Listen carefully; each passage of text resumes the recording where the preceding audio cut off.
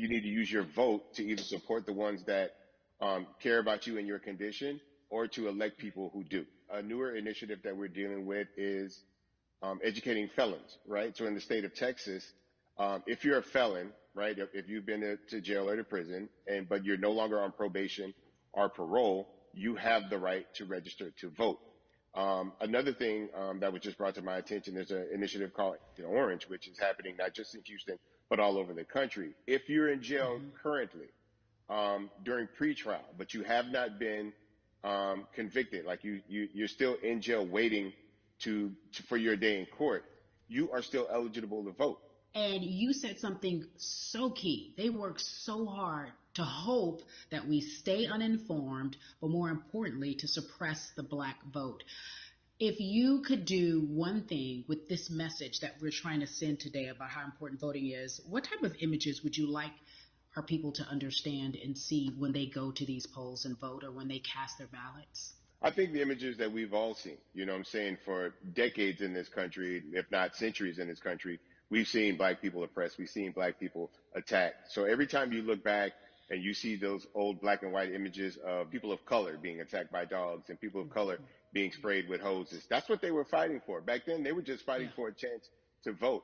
People like Martin Luther King Jr., people like Malcolm X, these people died to help us be in a position to have the power that we have now, which is to be able to cast a vote and make a decision about the people that have controls over our lives. So, I mean, if you in your own community need a reason to vote, look at a person like George Floyd.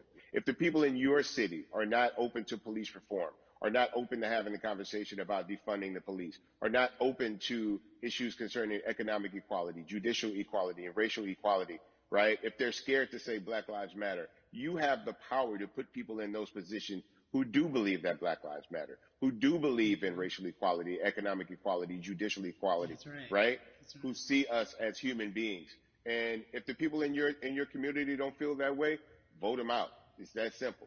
It's just vote them out. We don't have enough time to sit around and hope that people change their minds. Yeah, Bumpy, you point out something so important. We have the power. And that is in our vote, and that is with our voice, and that's how we use our voice. I think of where we are right now. People say this is a particular moment, but it is a movement, not just a moment, it is a movement. Why, in your opinion, was it George Floyd's death? Why was that the chosen brutality for people to say, oh my God, Black people are still oppressed in this country, and it is not fair? I think it's twofold, Carrie. In so many different encounters between people of color and the police, there simply is no proof of what happened in the interaction. And so what happens is, in a court of law, it tends to lean towards the policeman's point of view, right? In this case, we saw very clearly what happened. I think the other thing is due to the fact that everyone was at home, basically, during this time period in relation to the coronavirus, you couldn't avoid it, right? It was on every television station. It was on every social media platform.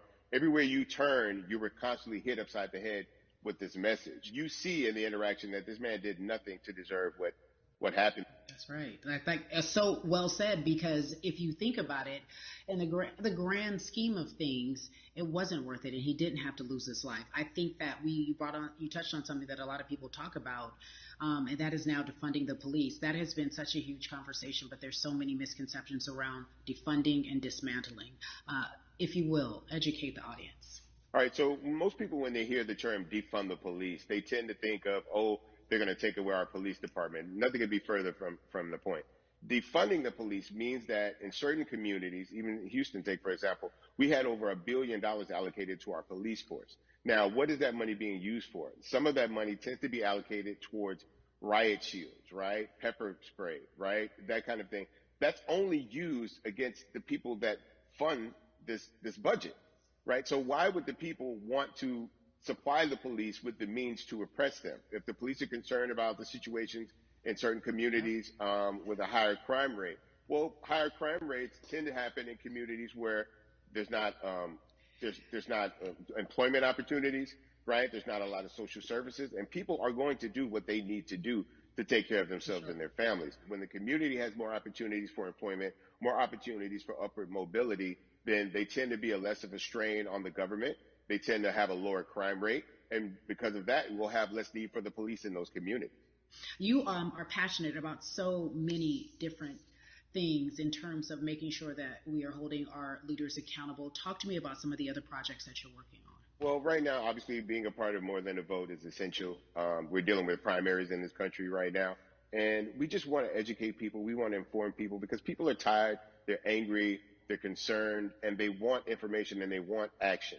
And so we want to make sure that we give them the right information and lead them in the right direction. And we thank the people that do not look like us for standing with us right now because it's very Amen. important that people who aren't black be involved because if black people could have gotten rid of racism, we would have done it hundreds of years ago. And so I'm trying to use my voice and my platform just to let people know that if they feel like I do, there's a number of places they can go to enact change in their community. People need to know about how their city council runs. They need to know that they have the ability to speak when city council meets, to let them know that that's not the way that they feel their city needs to be run. Those are not the places that they feel the money of their And community Bun, needs to be allocated.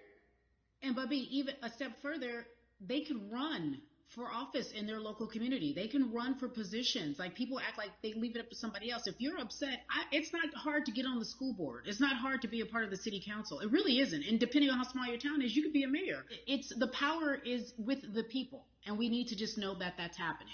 Absolutely. And it's always been with the people. You know, if you look at Trayvon Martin's mother, Sabrina Fulton, right? She felt that there was a system of racism and a system of oppression that led to her son's death. And so what did she do? She ran for city council and she was elected to Yeah. city council. Our own former president, 44, Barack Obama, right? Started in the community as an activist, ran for an elected position, became senator, ran for another elected position and became president of the United Mm-hmm. States. So don't think that Mm-hmm. you can't make a difference. You know what I'm saying? You don't need a lot of money. You don't need a lot of power. Your voice is enough to make a difference. Amen. I feel like I need to go out and run for something. You gave me a rousing speech there, sir. I'd be remiss if I didn't ask you this. When I talk to my brothers, I have to ask you, as a black man, how are you doing? Are you okay?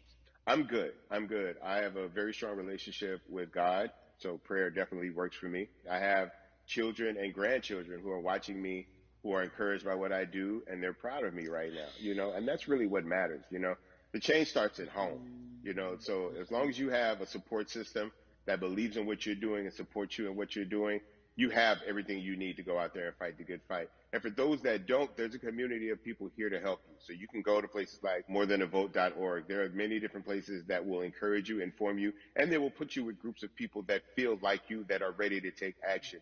So no one has to go about this alone if they want to do it.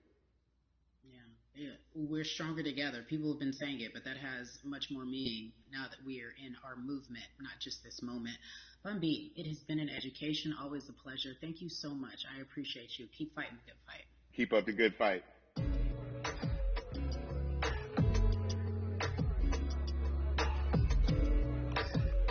Yeah, la la. So our next guest, I have to admit, I'm a fan, but there are so many different people that we could talk to, and I thought it was so imperative that we speak with her. You know her as Molly on the huge, successful show Insecure, HBO's Insecure. She also has a comedy special highlighting her Nigerian roots, and she's an amazing podcaster. Let's welcome in Yvonne Orji, everyone. You have such a beautiful way of making things funny, giving us our medicine with some candy, right? The humor and the Yeah. healing. You bring all of that to your space. And right now, as you look across this country and how everyone is so broken and so upset, if it's not social injustice, it's the pandemic, it's depression, it's unemployment, the list goes on and on. How are you doing, quite frankly? I'm rediscovering self in a way that is hard, but necessary, that will lead to ultimate joy. I know it sounds like a lot, but no, I think I personally think that God put all of us on a global timeout. Like we just, America hasn't done as good as other people when it comes to timeouts because everyone else is out playing at recess, and we're still in the principal's office hoping and wishing we can come out. But I think that if we settle into the timeout and really learn the lesson that we're supposed to learn from this season, I think we'll emerge better. We'll learn how to play well with others in more ways than one.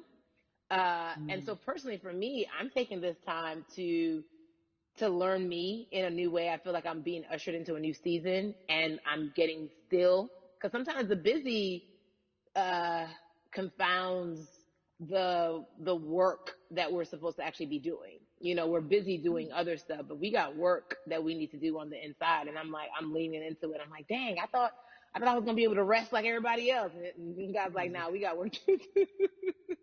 You know what? And I think that's what everybody is saying about 2020. It's demanding that we be better. And you said it's a global timeout. What do you mean by that?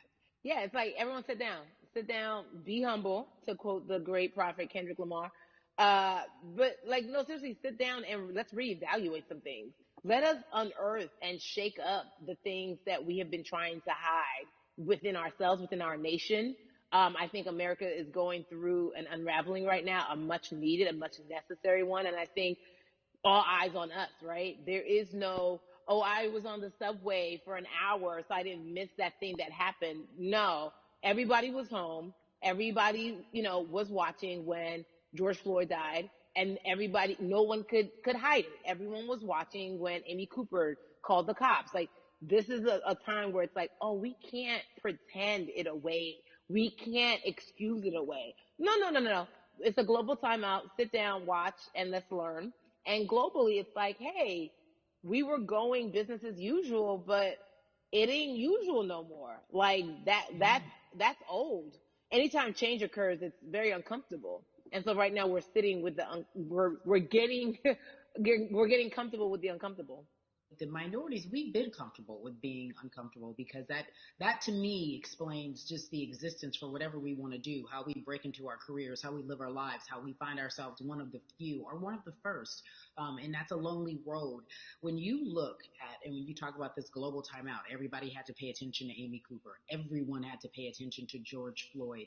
How is that helping us as a people, as a country during our global timeout? I think, well, one, we're not minorities, Carrie. You already know it. It's like these labels that they put on us. It's Yeah. like the same way of saying like black on black violence. Also, there's no white on white violence. It's branding, Yeah, right? right. It's all Yeah, branding. you're right.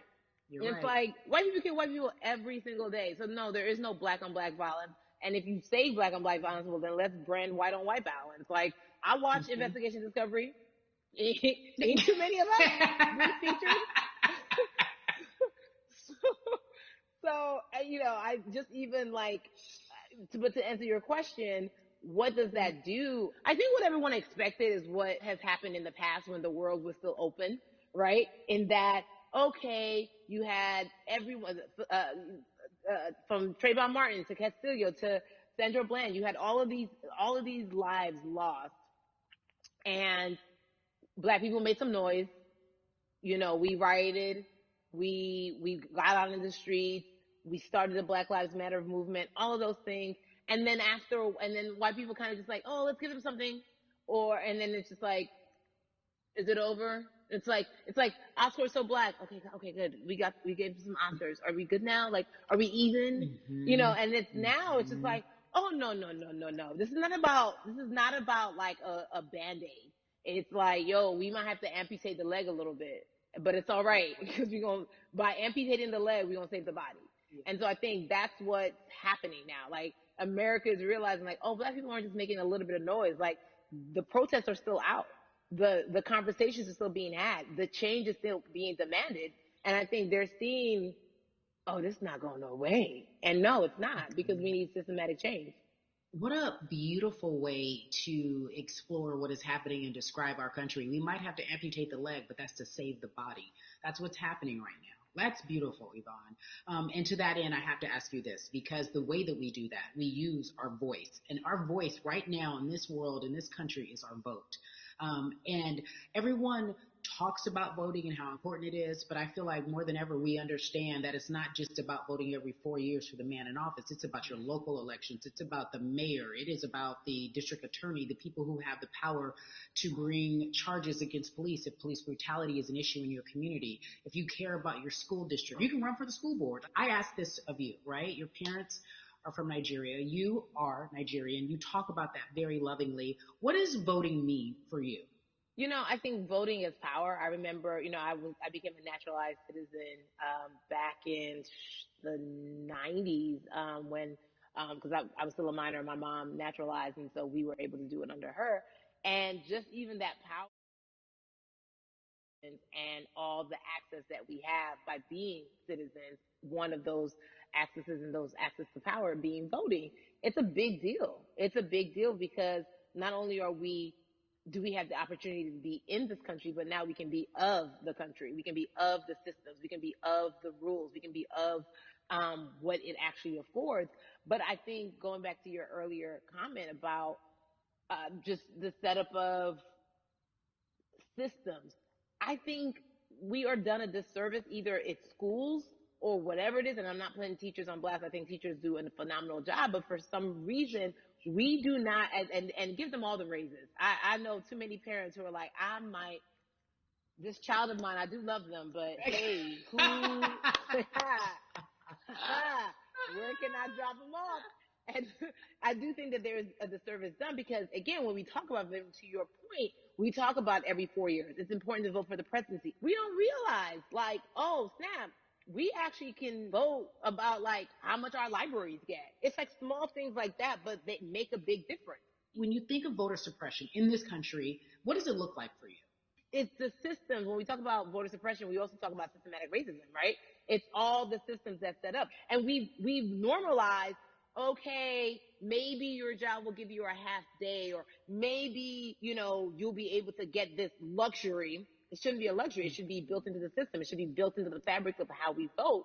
But maybe you'll be able to get this luxury in order to enable you to go vote. Think about everything disenfranchised, marginalized, Black person has to endure in a day. So in a day, you need to get to work. If something happens to your car, if something happens to your child care, if something happens to, there's so many factors along the way that can send you into a tailspin as an American. And then you add on as a person of color. If you're just trying to get to vote and you already have to go through all of these hurdles and hoops in your everyday life, imagine the one day when your voice really is supposed to matter the most in this country. But then you also see all the times that you tried to have your voice matter, and then it's been shut down, repressed, told it doesn't matter. And then you're kind of like, what's the point? How do we keep hope though? If I'm watching this right now, how do we as a people stay hopeful? How do we believe in the promise that these quote unquote forefathers have given us? Because have you met Black people?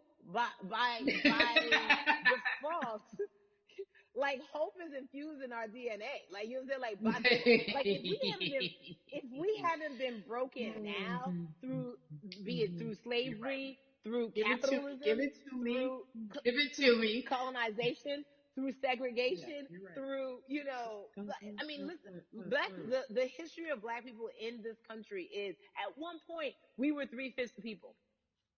Mm-hmm. That's it. At one, That was a written law. And look at us now. We are whole. We are Black girl magic. We are Black boy joy. We are, what I'm saying? mm-hmm. What I think about in terms of giving us hope, right? We're making a lot of people nervous right now, Carrie. We're Oh, making a girl. lot of people Ben. nervous right now because they're like, dang, we put all these obstacles in their way, and these jokers are resilient. But that should give us hope. That should give us hope that, like, we can't stop, won't stop. I mean, I went to the school of Diddy. You know what I'm saying? Hashtag, Harlem shaking it right now. Can't stop, won't stop.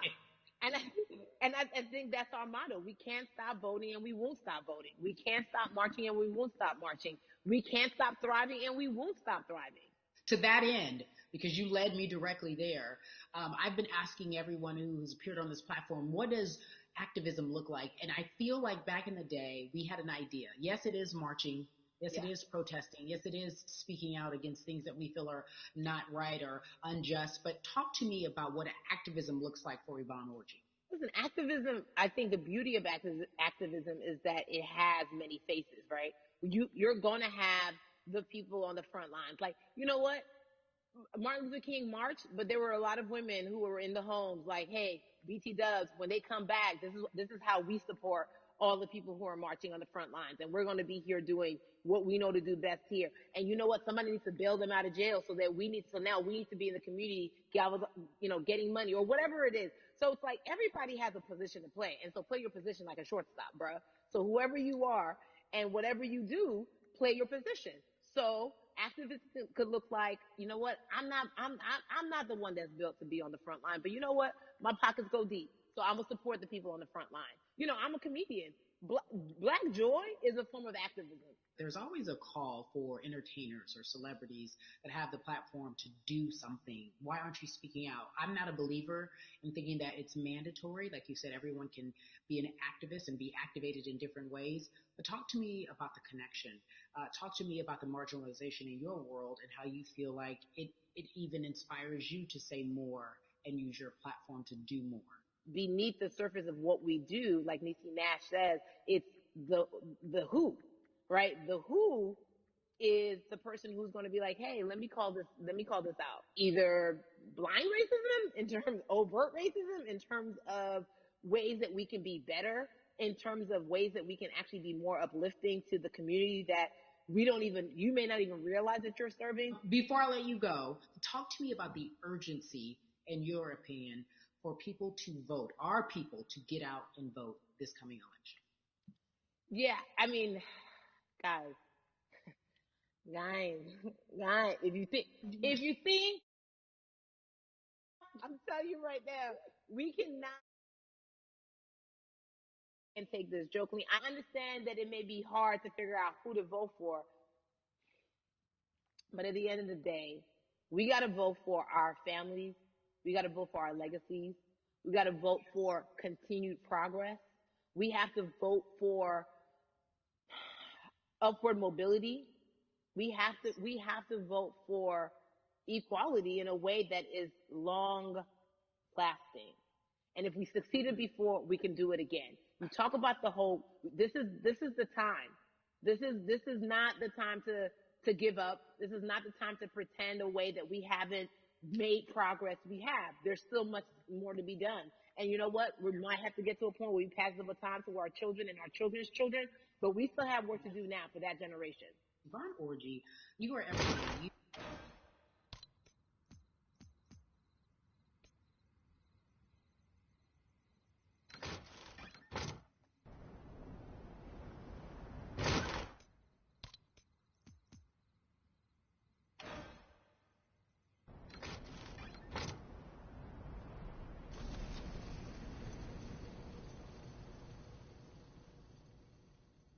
The dream, not just the American dream. You're the black girl, brown girl, do it all dream, the immigrant dream, everything. You're a beautiful, beautiful soul.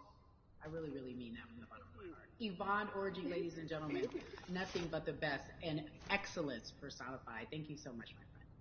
I love you so much, Mama. Mwah.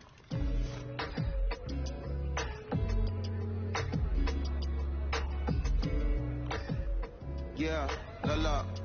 So Atlanta has been one of the hotbeds in terms of political unrest and social injustice. We've seen so much happen in that city, and we've also seen so much come from that city, including one of our very own founding fathers of the civil rights movement, and that's Martin Luther King Jr. But right now, we want to welcome in someone who has used his platform to talk about voting, to talk about racial injustice, and how he's trying to help. Atlanta's very own Russ joins us now on We the People. Russ, I'm not going to fan out and tell you what some of my favorite songs were that I listened to repeat on yours. We're going to get to the topic at hand. So amazing. We got to talk about, recently you did an interview where you shared your outlook on culture and music. And you also were very candid about the fact that you have a privilege and that it's necessary for you to give back. Tell everybody about what that means. It's very obvious. I'm white and I'm in Black culture and I'm benefiting financially off of it. So I feel like if you're a white person financially benefiting off of Black culture, you have to put finances back into Black culture. It's just that simple. The screenshots with your feelings, it just comes off like fake empathy because it comes off very dismissive and very oh, that sucks for y'all, but anyway, back to what I was doing. Have you felt that way always, or is it now because of the time of where we are in this country? I've always had the feeling. I think now it's just obviously elevated. It's a new level, and there's new, it's to the point now where you can't. First of all, you can't not say anything. Second of all, though, I just think saying something isn't enough anymore. I think if you have the ability to put money back into a culture that you're financially benefiting from, you have the ability to. You should. it's interesting that you talk about it in that way because some people do believe that silence is the best way to go because it's hard to talk race, especially if you're white and you're in the black culture. Can't talk about it. They feel awkward. They feel as if they don't have the privilege or the voice or the words. How do you find yourself right now in terms of interacting with people when they want to talk to you about social injustice, police brutality, what's going on in this country right now? Well, first of all, picking and choosing whether you want to be silent or not about race, that's a privilege in and of itself. But no, I mean, I try to just do my best to listen to the black people around me and the educated black people I have in my life. So I do my best to not act like I have all the answers for everything, especially in a culture that I'm not from. But that's why when we decided to raise the money um, for Black Lives Matter organizations, when we raised 500,000, we got on the phone with some of the women who started Black Lives Matter. I got on the phone with Tamika Mallory. I was on the phone with Karen Civil and talking with my friends to make sure the money went to like the correct places, and people who really need it. It's just about listening. That's Well, all. It's about listening. let's talk about that for a moment because the way I think of activism for me, it looks very differently. It's not necessarily just protesting on the front lines. I think that's great. But what about being an activist in the way in which you have decided to be one? What inspired you? What did it look like? You said you raised money for Black Lives Matter. What did you do? Mm-hmm. Walk us through everything that you did and how you find yourself in this moment right now. So for me, it was 3 years ago. I had like a string of festivals, and I decided that I was going to wear T-shirts with a message on them because I figured, what better, what better time to use a platform than in front of a bunch of people. So one of the T-shirts I wore was, if you want to change the system, speak up. White silence is pro-racism. The whole thing.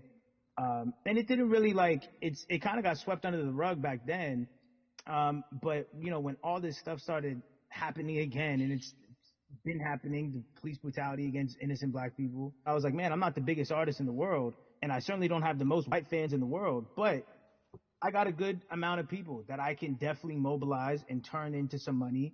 And I know they're down for the cause because it's merch. It's a good thing. And I've always been outspoken anyway, And so how am I going to be in black culture and not be outspoken about racism? And then I got to ask you this because you grew up in Atlanta, so that gives you a heads up, depending for so many people, because you're in the crux of that beautiful black city where there are so many wonderful black leaders, home of so much great music and things that speak to our culture right now. And we are really, really getting our word out, especially with this platform today, and saying Mhm. that we must use our voice to vote. Talk to me about what the importance of voting for you in this upcoming election. Yeah, so full transparency, I had never voted before, ever. Um, and because I was one of those people who was like, my vote doesn't matter, and I don't know, maybe it's because I was younger, maybe it's because I really thought that, or I don't know, but I just think that it's got to, now this is a bit of a privilege to say it's got to a breaking point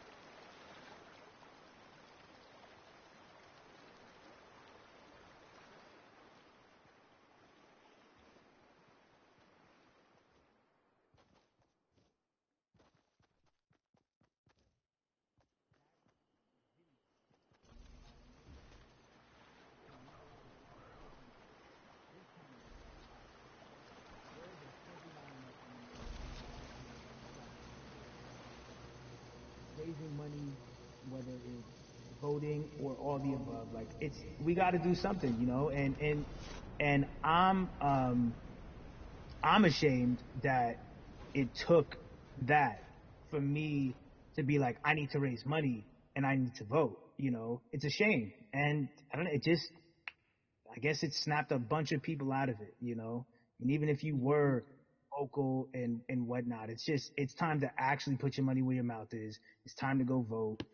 It's time to just stop talking about it and be about it. And it's been time for that, but like I said, I'm ashamed that it took me this long to actually really, really be about it, but I'm here now. So Russ, we all know that this is going to be your first time voting. Tell me what that Yeah. experience is going to be like for you in terms of what you're excited about. I think you know what it's gonna do for me? It's gonna let me know that I'm contributing to something bigger than myself, and I'm actually putting my money where my mouth is, and I'm being about it. Because for so long, and I know I'm not alone with this, but standing on the outside and just screaming about this and that and this should change, and it's like, all right, but did you vote?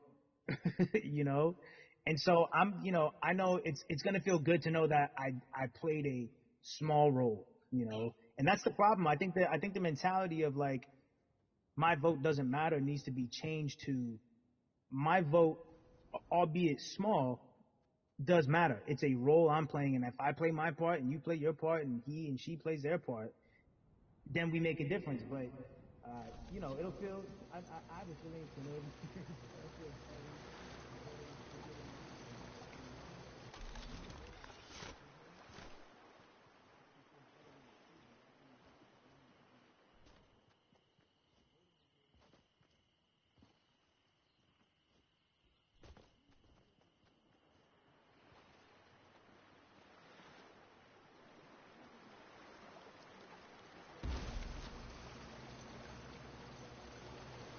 Thank you. I appreciate that.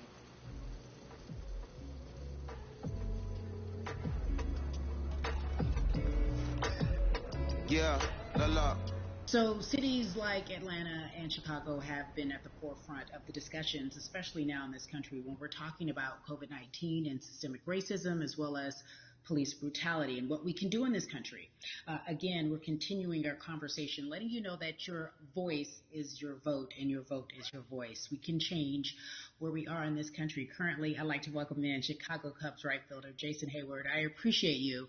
I brought in Atlanta and Chicago because I know you grew up in the metropolitan area of Atlanta, more specifically McDonough. Let's be technical, and you have been very vocal throughout this entire time in terms of what our country's been experiencing. Let's look at the past month and a half, if you will. What has been the hardest thing for you to deal with? The hardest thing for me to deal with, Carrie, this last month has just been going from the virus shutting everything down to us being called to action. We've had multiple police brutality situations. We've had people protesting, wanting to get the message out. But I really realized that I need to be a part of the positive message and make sure that doesn't get lost in all the chaos going on, for people to actually hear from a reasonable, respectable person who cares about everyone involved. A reasonable, respectable person who cares about everyone involved, which leads us to More Than a Vote. It is a beautiful collective of Black athletes and artists. You are a part of that. Talk to me about why that's important for you right now, and this be a part of that collective. To me personally, it's important to be a part of that because I've somewhat used baseball and my craft as an excuse to not get more involved in voting. But I can't any longer use baseball and work as an excuse not to get educated, and not also to show people, like, at any moment in time, any walk of life, we can make a difference. So tell me in your words, what does activism look like for you? In my words, it looks like LeBron James, the biggest athlete right now on the planet, speaking up and breaking the ice for everyone. And I think for the first time, people see and hear from us. So now we have white teammates, we have other people speaking up and realizing, okay, like, this is how we go about doing it. And for me right now, social media, athletes speaking up, entertainment speaking up, like we're trying to do with More Than a Vote. You said something I thought was so key, because covering sports for so long, I know that it's tough for Black players specifically in Major League Baseball to talk about how they feel. Adam Jones did it in a very eloquent way early on, but there are very few that are vocal. You said you all were afraid. Why use that word and why were you We was afraid because in 2019 there was 68 of us total, and there are 38 teams. There's 25-man roster on each team. There's a 40-man roster, which is on each team as well. And there aren't many of us. So we're outnumbered in that sense, but not always in a negative way when it comes to our teammates and our clubhouses. But to get to this point, you have to move a certain way. You got to be careful what you say. You can't ruffle feathers. You can't come off in any way. Much like other black entertainers, much like yourself, probably having to live through life every day. But to get to the highest level, you got to button up. You got to be seen and not heard. So baseball is, like I said, it was time for us to try and speak up and make a difference and show it's okay to do so because we can't be quiet any longer. That is a button up, be quiet, be seen but not heard. That is an expression that a lot of black folks can relate to in whatever aspect of professionalism that they experience, especially if they don't work for themselves. They just feel that. That is also a socialization that we have as black folks, especially, like you said, if you want to get to the higher level. And for so long, I felt it bubbling right underneath the surface that so many of us who were in whatever positions we were, who had platforms, were tired of pretending and looking the other way and spending so much time making others comfortable while we were uncomfortable. Do you feel that this is the type of movement that is sustainable, or is it just for a time? No, it takes everyone joining in on the conversation. And right now, I feel like more than ever, we are possible to the stretch. We saw draft picks, we saw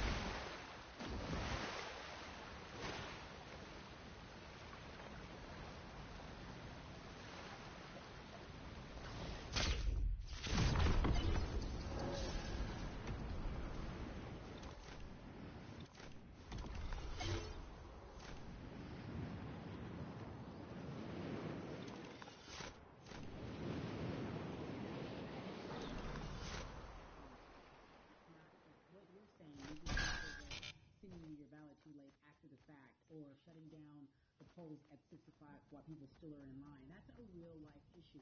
There needs to be some type of change, and I think that what we're doing right now is fair. But the idea of voter suppression, do you think that that is well known, especially with folks, within the generation, your generation? I think it's known in our communities, right? I don't think it's spoke on enough. I don't think there's been enough light drawn to it. Bring it to light. Let people hear about it. Let people learn about what that looks like, and get more people to say, okay, look, like this is going to happen. We have to expect this, and we can no longer make the excuse. We can't say they didn't warn us. Jason, everybody knows, or it feels as if everyone knows that the time is now. America's paying attention to us. We have their eyes. We have their ears. If you look toward the future, what are you most excited about in terms of seeing a change? I'm excited about how fast the word is traveling. The word is being spread right now. The biggest athletes, the biggest icons, biggest entertainers are doing their part. But I'm also seeing people out there on the streets doing their part.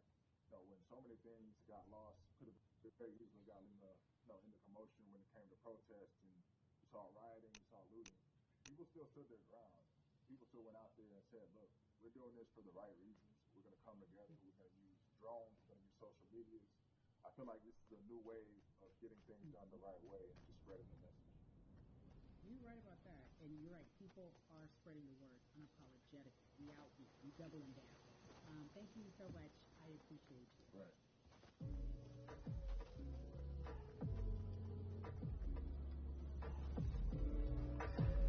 Yeah, la la.